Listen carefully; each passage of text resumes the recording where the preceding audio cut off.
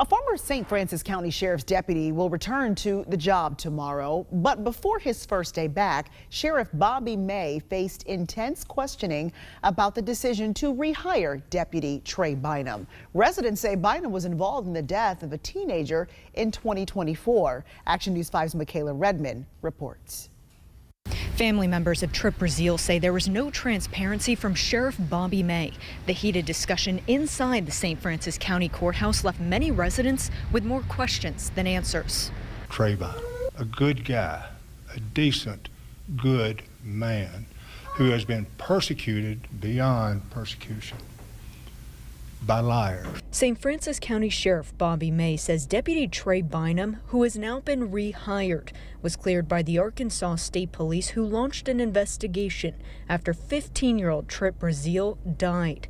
The teen was reportedly running from authorities on a four-wheeler in November 2024. He was found dead less than 2 days later in the woods. His death ruled a suicide. Brazil's family and friends say he wasn't suicidal, describing him as a bright, good kid. They also say the teen previously had run-ins with Bynum, who they say would chase him. Shaking like a leaf, terrified, and I was like, "What's the matter with you, Trip?" And he said, "That cops, he's gonna kill me if he catches me." Some community members are angry about the rehire, saying they don't want Bynum working in the county again. Reporting in St. Francis County, Michaela Redman, Action News 5.